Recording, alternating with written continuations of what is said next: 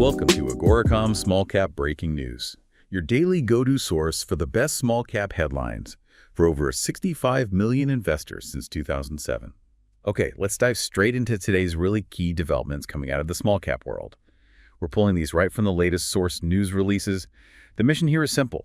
Cut to the chase, highlight the news that actually moves the needle, and, explain why you should pay attention right now. Exactly. We're hunting for those solid results, those strategic moves that give you a real signal, something concrete to dig into. All right, first one up, breaking new ground, literally. Power metallic mines, tickers are PNPN on the TSXV and PNPNF over on the OTCQB. The headline kind of gives it away.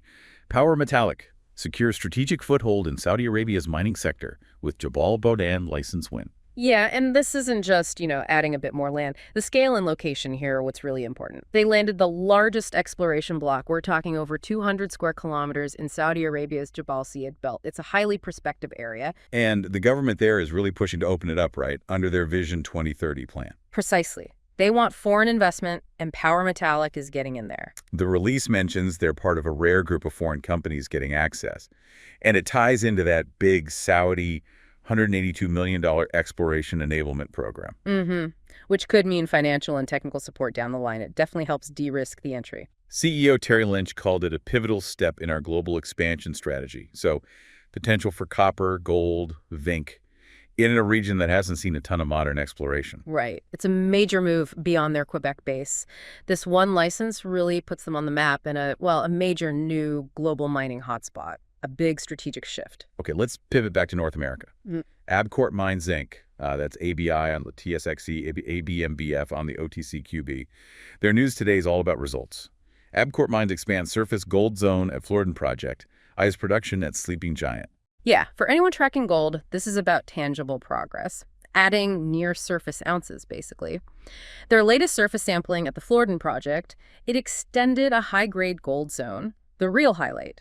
Channel 19. Okay, what did they hit? 4.1 grams per ton gold over 11 meters. Pretty solid. But the kicker within that interval was 12 grams per ton gold over 3.5 meters. Wow, 12 grams over 3.5 meters right near the surface. That's excellent grade. And easy to get to, potentially. Exactly. And they've now outlined the surface zone over about 300 meters long, 10 wide, 20 deep, averaging 5.5 grams per ton gold overall.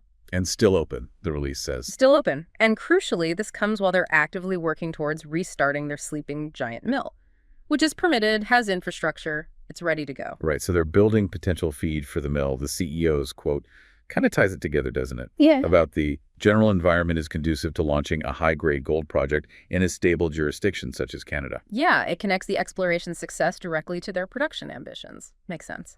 Okay, let's head down under. New Zealand. RUA GOLD Inc. tickers RUA on the TSXV and NZAUF for the OTCQB. Headline points to grade, depth, and critical minerals.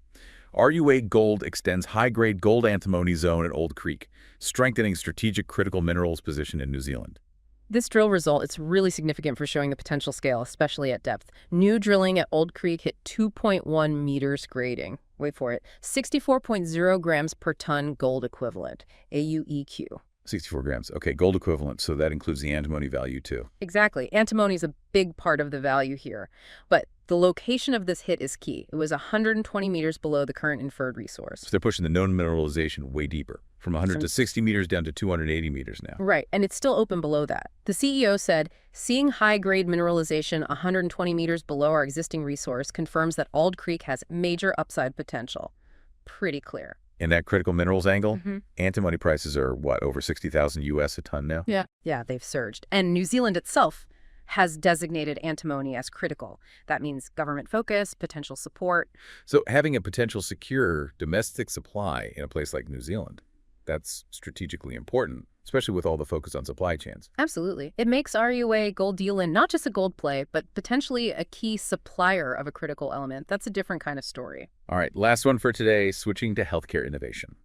Sona Nanotech Inc., CSE, Sona OTCQB, SENIN-F. This sounds like a really major step.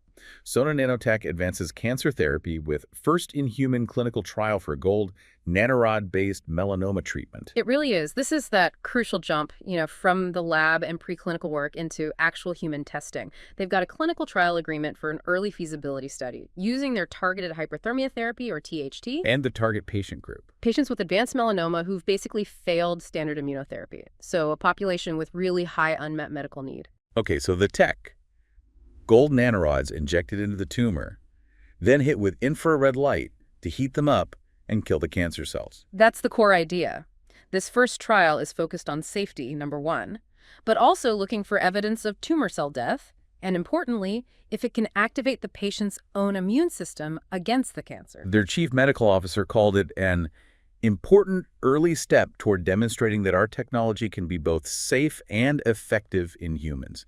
Makes sense. And the really exciting part, potentially, is what Sona claims in the release, that they believe they've solved the toxicity problem that has limited the clinical use of gold nanorods for years. Right, that's always been the hurdle with some nanoparticle approaches. If they've cracked that and can show this is safe and works in solid tumors without causing systemic problems, well, that could open up a whole new way to treat cancer, especially for patients out of options. So quite a range today, huh? From, securing huge land packages in new mining frontiers like Saudi Arabia. To defining high-grade gold right at surface in Canada. Yeah. Hitting deep extensions of critical minerals in New Zealand. And then kicking off first-in-human trials for a novel cancer therapy. It's pretty diverse. And these are the specific, tangible results we were talking about, the data points you can actually track. Right, the stuff behind the headlines. What really strikes me is how following these kinds of specific updates from smaller companies, using the source releases directly, gives you such a unique perspective. It's kind of an early warning system, isn't it? Spotting potential shifts in resources or medicine or technology, maybe years before the mainstream catches on. It definitely can be. But you always have to do your own work. Absolutely. Use these headlines, use these results as your jumping off point. Always dive deeper into the full details the companies provide yourself.